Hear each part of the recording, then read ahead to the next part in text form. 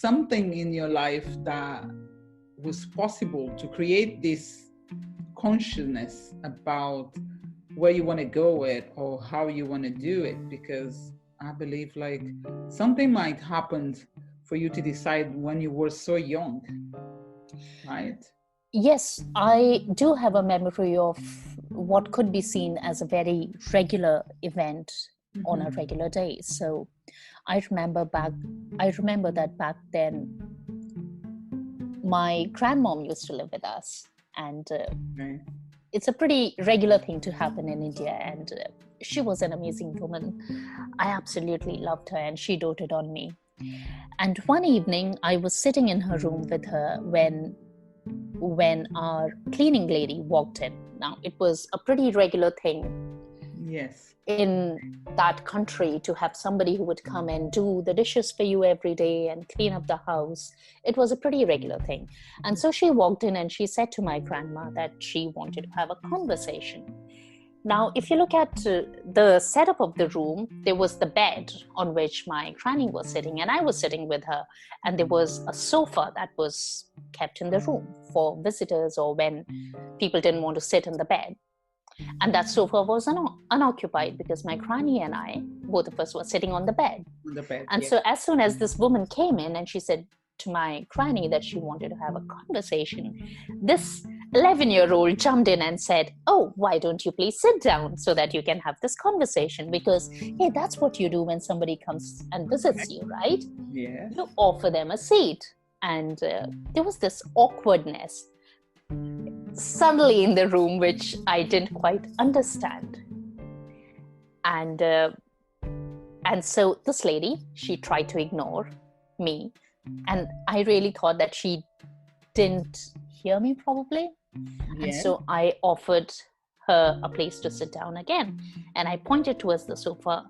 "Nobody's sitting there. Why don't you sit and have a conversation?" Because you see, I was one of those persistent kids. Correct. Yes. So I jumped in again. And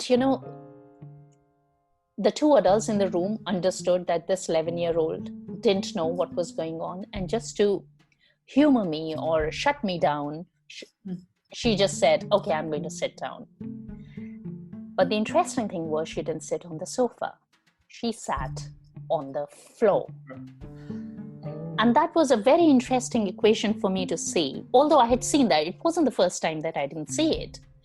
But I had specifically offered somebody to sit on a sofa that was unoccupied, and she sat down on the floor instead. And in that moment, I understood that there was more to the equation. And when we were sitting on the bed and she was sitting on the floor, that physical distance, that physical gap in the hierarchy was just so obvious. Yes. And it was confusing for me. It's not that I figured out the whole equation in that moment, because what really confused me was when my dad's friends come home, they sit on the sofa. When we have our visitors, when we have our relatives, they sit on the sofa. My friends sit on the sofa. Why is this woman not sitting there? And I would just not let it go. Yes. And she was cleaning or cooking or washing your house or doing something. Yeah, she used to do our dishes and she used to clean up our house. So for me, she was very important. And my granny she was such an amazing woman. She knew what was going on inside me. And she explained this entire thing to me later on. She explained to me how things work, and she explained to me why she did what she did. But then I said, but that's not true. That's not correct. That's not how it should be. And my granny agreed. She was such a remarkable woman. She agreed that, yes, what we preach is not exactly the same as what we practice. And as an 11-year-old, I understood that, because in the school, the messages that we were given were different. Yeah. But those were not necessarily the messages that I saw in the world around me. And I said, well, I'm not going to subscribe to this. So that's how things went on for the next 25 years or so. I practiced that at an individual level. And now I have the opportunity to integrate that full time in my work. Tremendous. Love it. Thank you, Parul. Because you just made me think about my journey as well. And when I arrived, I'm from Portugal, and when I came to this country, I had the opportunity to work, and they were Indian, and I had the opportunity to work with this family, but was on the right way, like you doing, because I learned, and I'm so grateful for this family, because from the day one when I arrived in their house, I was cleaning there.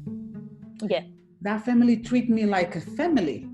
They always put me on the same table, eating with them, cooking for me.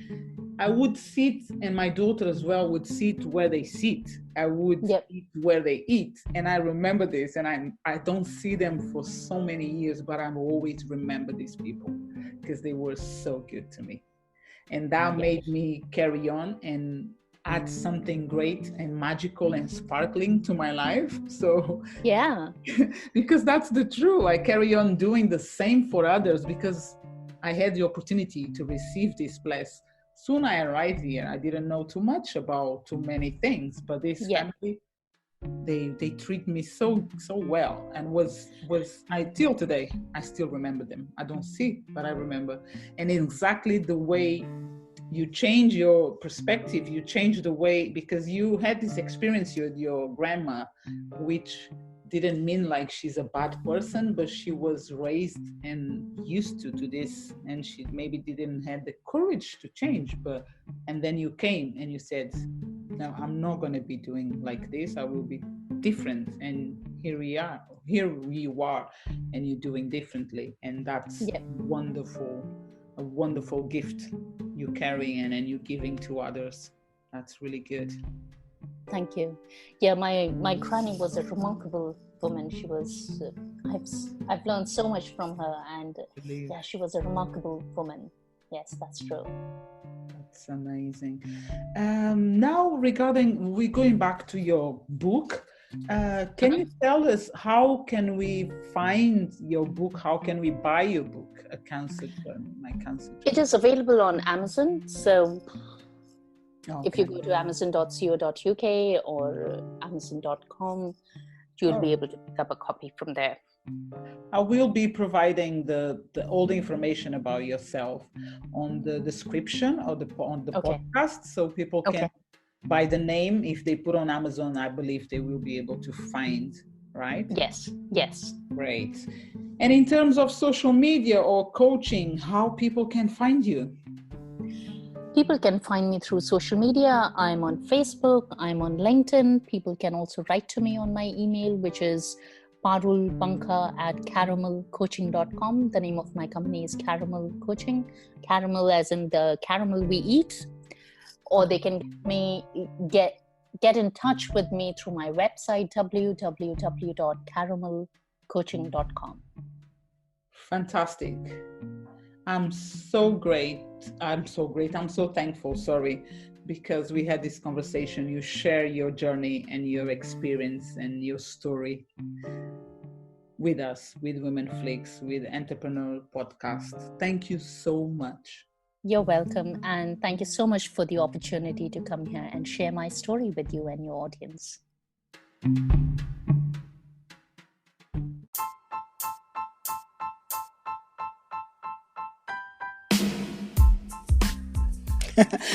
Okay.